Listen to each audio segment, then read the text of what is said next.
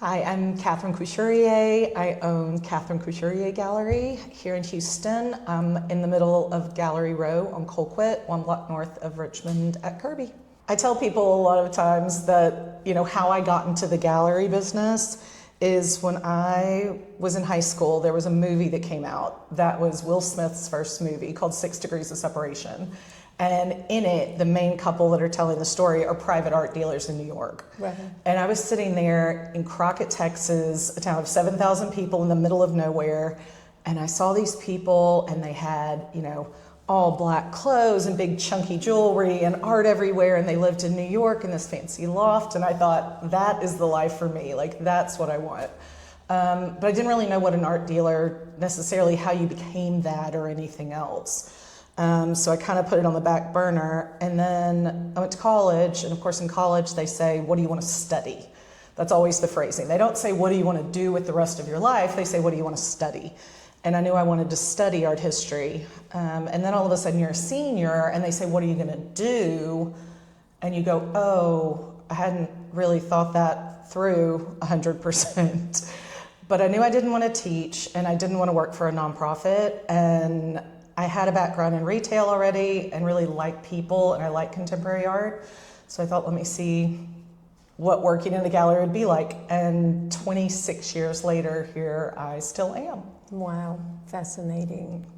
Do you remember the moment when you realized that you would like to get into photography? So I don't know that I 100% thought that through. I graduated from college.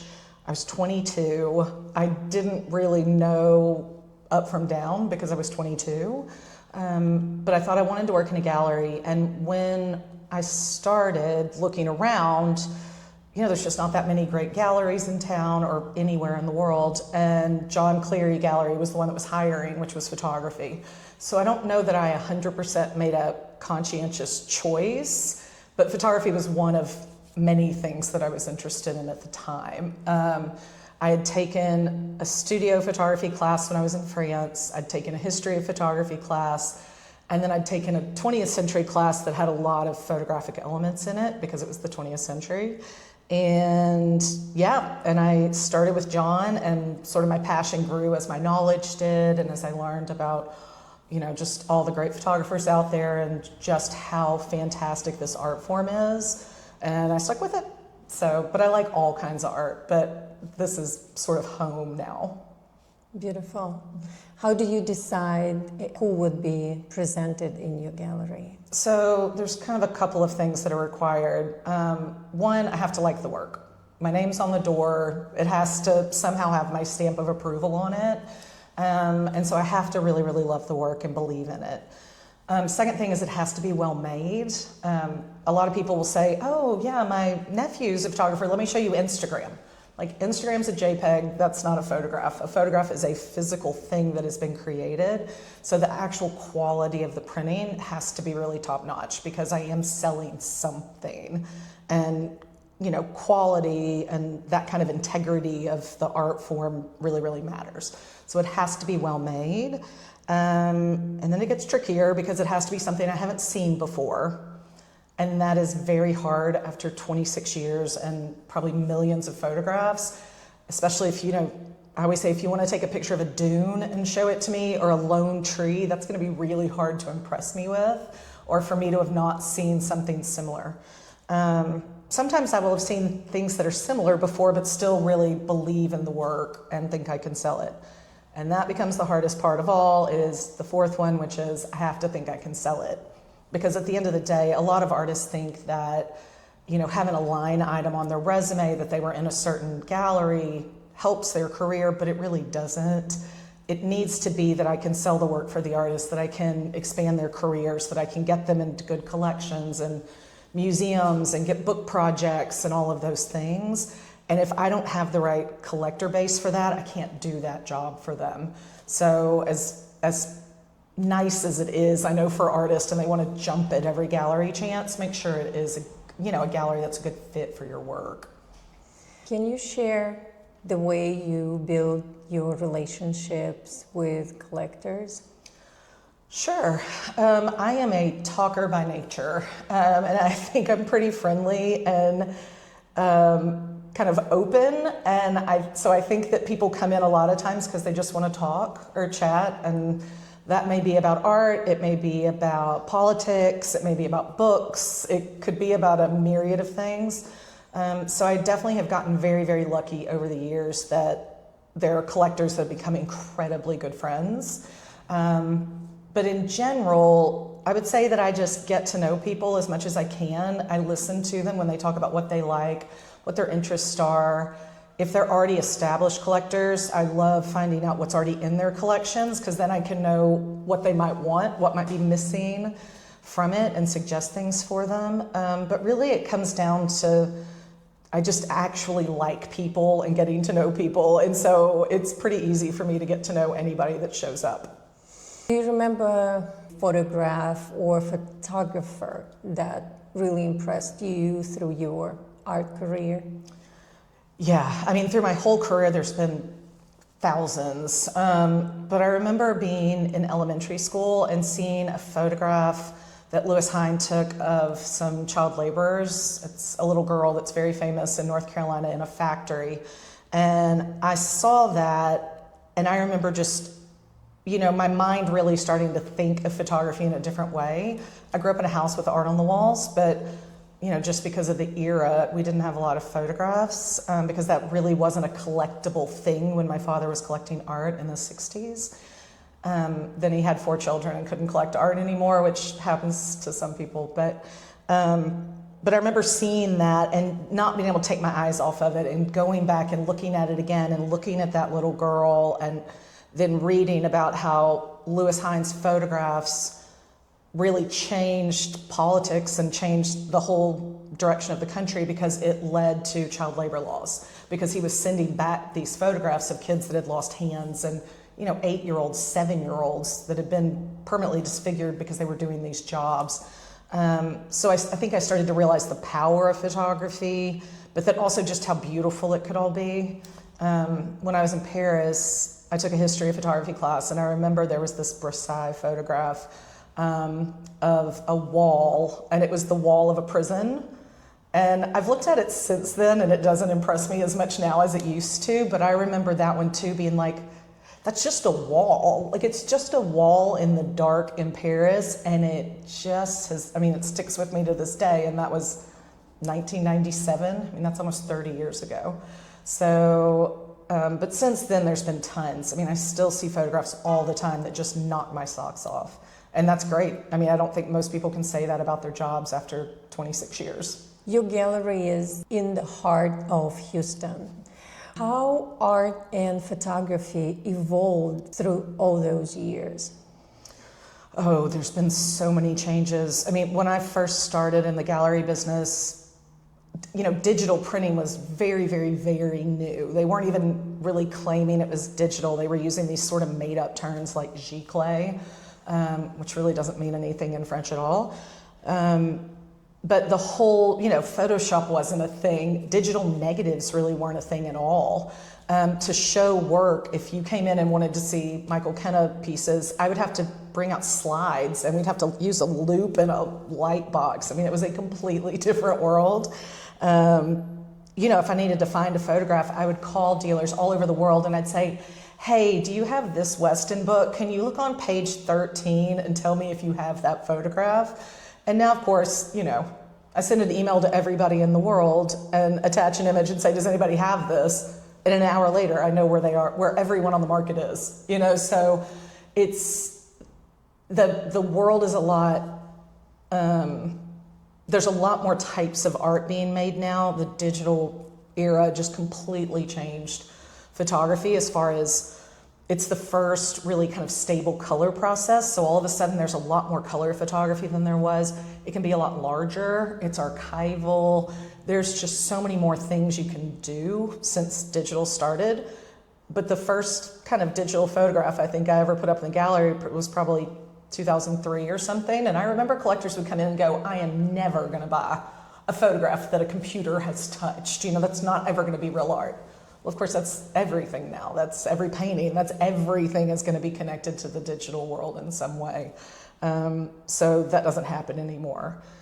I definitely, in '99 when I started, people would come in, and if they'd really never looked at fine art photography before, of course, they were wowed because they thought photographs were, just these run-of-the-mill things. And they would say, oh my gosh, is this an original? Well, that's like the bane of every photography expert's existence because, of course, they're all originals. They're made from the negative or from the file. So there's no such thing as an original. But they're all photographs. So they're all prints one way or the other. But of course, if you're a painter, you have the original painting and then prints from it. But that's not true in photography. But I never get asked that question anymore.